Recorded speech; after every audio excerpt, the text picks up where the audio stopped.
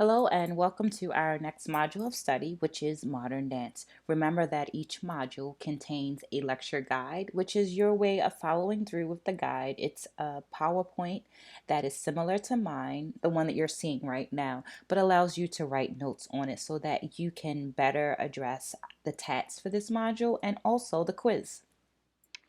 Prior to completing the quiz, let me try that again. Prior to completing the quiz, you want to be able to answer these questions. What is modern dance? When and where did it start? Why is it called modern dance? What was going on in society during the development? Who are some of the pioneers? Who are the first generation and second generation movers? Examples of modern dance techniques? How does Nouvelle relate to Cunningham? And what kind of research goes into these dance forms? In 1927, the New York Times hires John Martin as the first American dance critic. Martin felt that there was not enough writing about the actual dance that was happening on the stage. People would speak of the atmosphere, the music, the costumes, but a description of the movements performed and talking about the movements that were being performed was absent of the writing submissions. So Martin decided to take an action, and through this action, he becomes the first dance critic.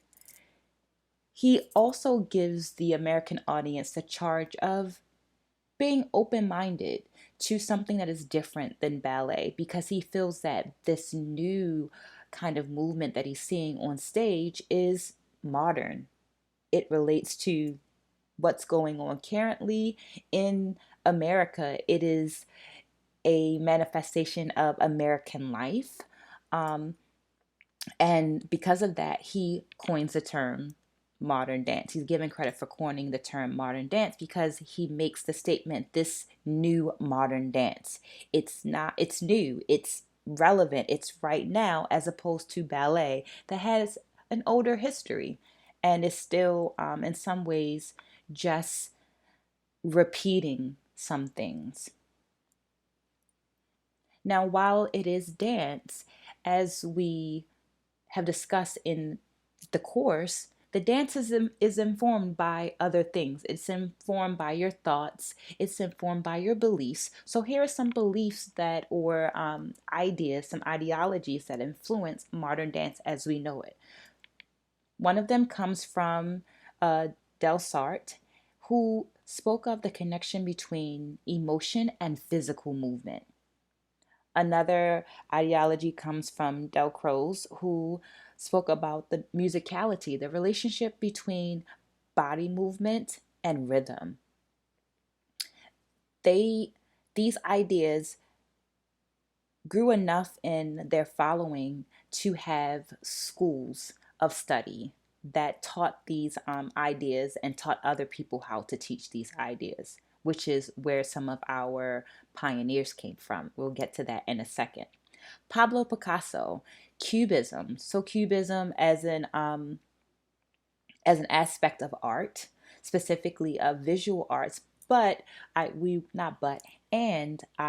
add to your information that Picasso did some of the scenery work for the Ballet Russe. So you see his idea directly affecting dance because it's affecting the scenery. And so there's this collaboration of art. Well, what is modern dance? It's a broad genre of theatrical dance, meaning that it's happening in the theater, it's happening on the proscenium stage, and it finds its roots in both America and in Germany. This genre contains several dance forms and is seen as a rebellion to ballet and some of ballet's ideas.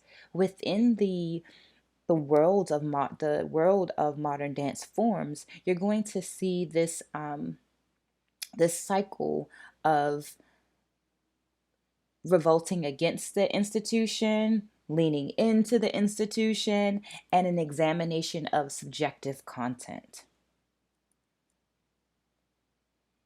Modern dance is or does have some similarity to modernism.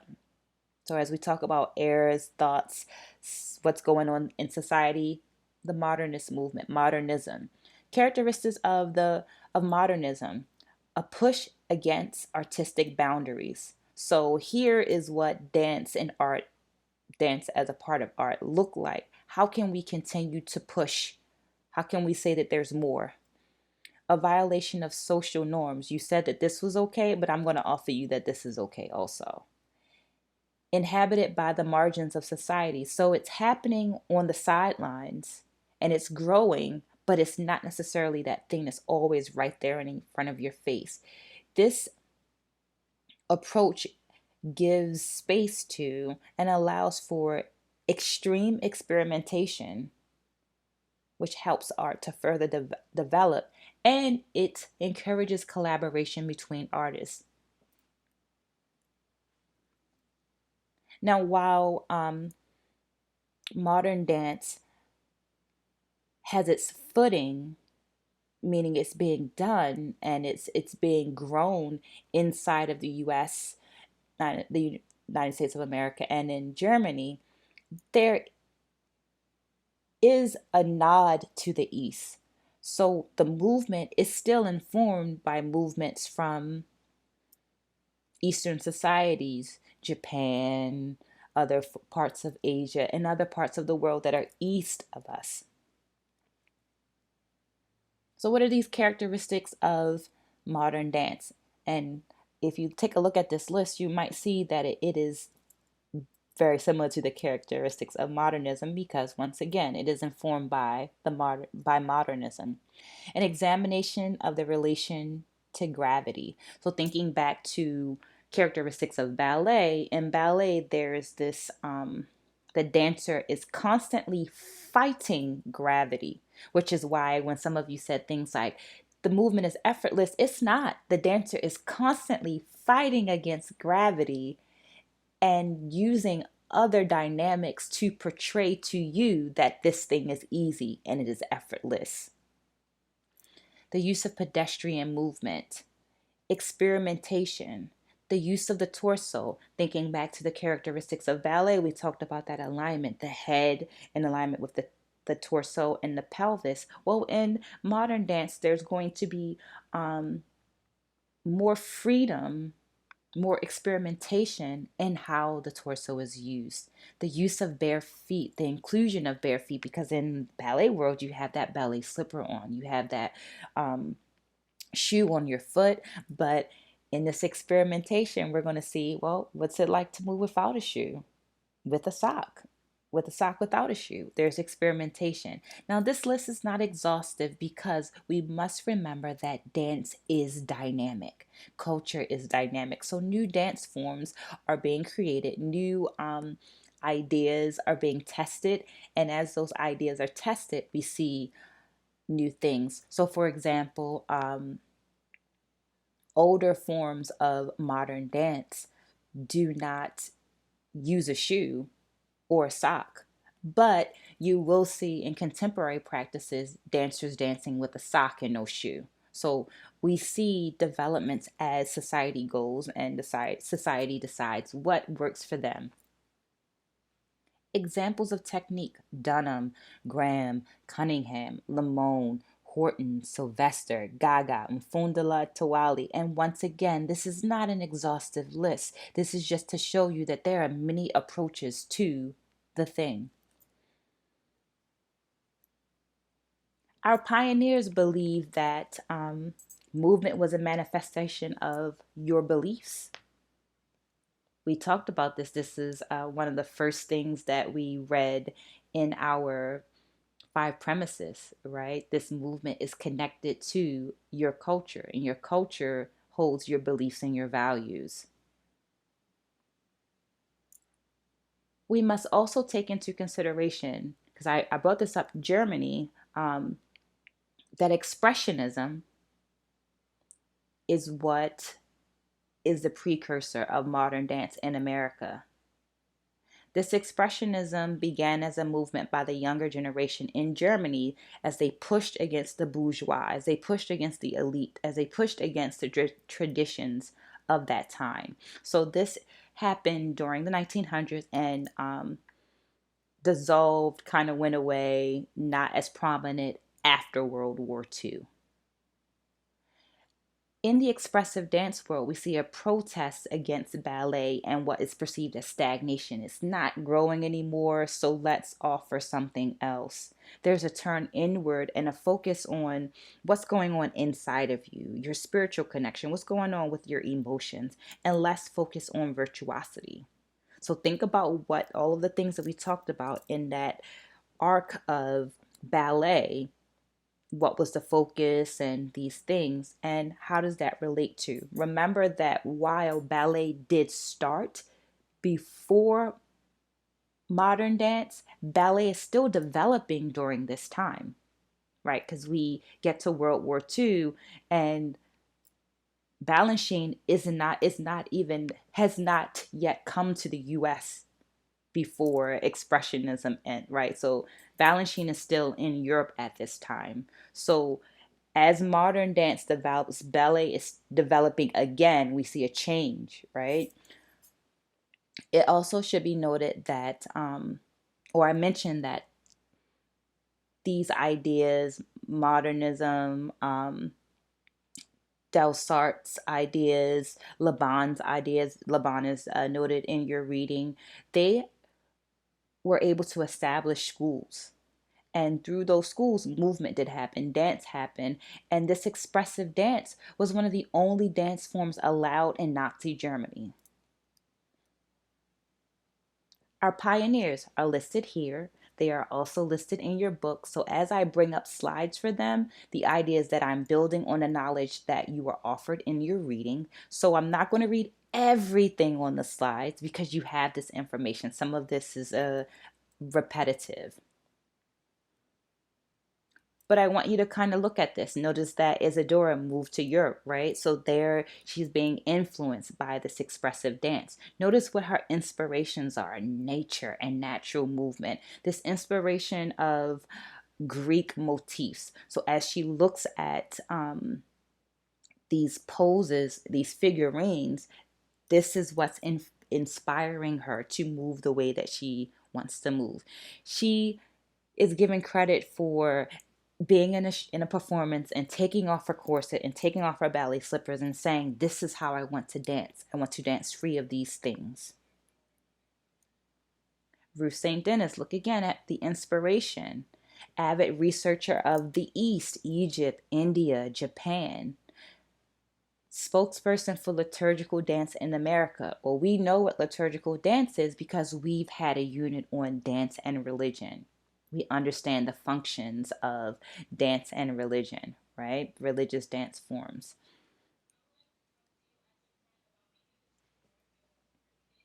Ted Shawn. So Ted Shawn began dancing as therapy. So he began dancing as medicine, essentially, a method for treating his paralysis. He was the writer of the curriculum at the Denishan School, which is the company that Denishan is a company that he and Ruth St. Denis created while they were together, while they were married. When they separate, he buys a farm in Massachusetts. On that farm, he allows PE students from the neighboring colleges to come and have their PE classes, their physical education classes. This experience grows to become a all male dance company and is known in the modern dance world as Jacob's Pillow. It's a venue, it's an experience that modern dancers go to. Now, this all male dance company was important to him because during this time, America is at war. And he feels that America needs some hope. And that hope can be personified in the strong male dancing body. So it kind you heard me talk about comics before, but it kind of makes me think of Captain America. Like when you look at the first Captain America movie, what's going on when he gains his powers, when he gains his strength. Like, this is the time period that we're talking about when Ted Shawn is dancing, right? And Captain America being that hope. Well, Ted Shawn felt like we needed a strong male dancer, that strong body, to be the hope, to be that visual image of hope.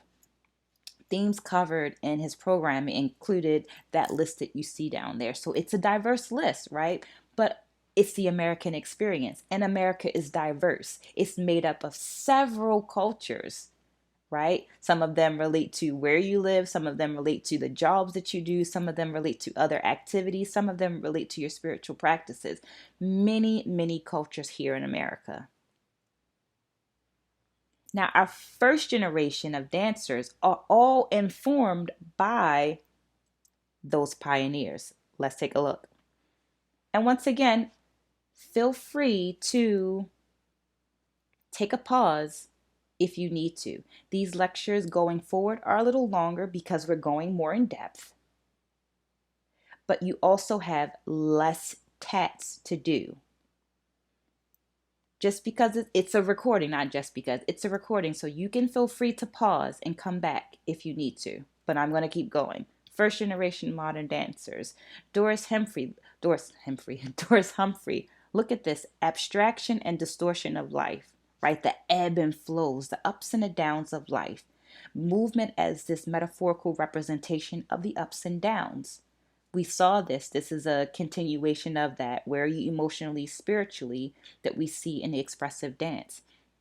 Loie Fuller, untrained, rarely used the narrative, untrained. So going back to that natural movement idea. Fuller is also, I think of technology as she created several patents for lighting. The use of light in her performances was amazing. Now we're going to look at Martha Graham, and I give you a little more information about Martha Graham because we'll see how many people were influenced by Martha Graham, right? So she left Denishan, you see that, so we see Denishan again, and in her work was very much interested in this idea of pain and ecstasy and how it manifested in the body, specifically in relation to the torso. It must also be noted that Martha Graham's father worked in the mental health ward of the hospital, and he too was interested in this. He felt that the way that a person moved was autobiographical of all of their life experiences. Martha Graham, as a choreographer and as a dancer, was very much concerned with the American experience. But here's the thing, not here's the thing, and here's the thing. We'll see this with these first generation dancers, but that experience is going to manifest in different ways. So I bring up Martha Graham and her choreography Pioneer, where the movement is speaking to the pioneers finding place in America and their experiences and things like that, which is different, only different than Primus, who, as you can see, anthropologist, also has a codified technique like Graham has a codified technique. Primus has a dance piece, titled Strange Fruit. Strange Fruit is dance to the singing of Billie Holiday. Some of you might have seen the U.S. versus Billie Holiday movie on Hulu, or just might be familiar with Billie Holiday for other reasons. Primus dances to the the singing of Billie Holiday, but the actual lyrics started off as a poem, and the poem was written by a high school English teacher named Abel Mirapool, who was not a person of color, but was struck by a picture, meaning struck emotionally by a picture of a lynching. So he's struck, it hits him, and he writes this poem. He publishes this poem, about the lynching. So the strange fruit in the song is the body hanging from a tree. So Primus' experience in life in American life is a little different than Graham's. Is different. Not I'm not going to say a little different. It is different than Graham's. It is different than Catherine Dunham's experience as an American. Dunham is also an anthropologist. Also has a codified technique that focuses on the isolations of the body. Graham once said that Graham once said, Martha Graham once said that Catherine Dunham had extreme control over the complexities of isolations in the pelvis and how to move the pelvis. Dunham's work also centered around elevating vernacular dance. So we've talked about this idea of vernacular dance. It's the movement language of the community. It's the social dance. It's how you socialize. So it is what dance is. When you turn on that radio and you start dancing, the way that you're moving, that's your social dance. And Dunham championed that dance holds value. It is important as it informs what happens on that theatrical stage. So it must be valued. Lester Horton, also a codified technique, emphasis on the torso and the ease of movement. So once again, in that writing, when you talk about when some of you say things like it was effortless, well, Horton's technique is a technique used so that the dancer learns how to portray that idea of effortless to the audience. But all movement requires effort. All movement requires force. So when you're writing your sentences, you're going to talk about the type of force that was applied, the type of effort that was applied. His work dealt with social issues like war and bigotry. So once again, all of these artists, all of these movers are talking about their experiences in America, and all of them are different because all of them are different. Just Martha Graham on a bigger slide, right? Because we're about to step in, not because you have tat number 15. And this tat is about Ted Sean and about Horton technique. It's a 3-paragraph tat. That means that each paragraph is going to be a minimum of 5 sentences. That first paragraph talks about modern dance. What is modern dance? And it also introduces the reader to Ted Sean. You're going to use the information provided in the lecture and in the reading to populate these sentences. That way, you show me, the instructor, that you've engaged with this material, right? You know how to use it. And if you decide to do additional research, you're going to provide a citation at the bottom. That second paragraph is a base paragraph. That means it is a minimum of 5 sentences that directly speak to, like John Martin wanted, the dance movement. It uses base to describe the movement of a body part. Which body part, what action did it do, where did it happen in space, what was the time/tempo of it, and what effort was applied to it. In addition to that, there's also a sentence that says, this is how this movement connects to Ted Sean or to modern dance. Make sure this is the short version of the directions. The more detailed version is in Canvas, so make sure you visit that. That third paragraph is going to be something different. So something different. You're going to watch a Horton class. You can take the class if you want, and you are going to, in a paragraph format, because it says third paragraph, in paragraph format, describe one of the exercises from the video. There are several exercises in the video. I give you a writing example in Canvas. Do not describe that activity. Describe another one. But use, once again, demonstrating your ability to use based.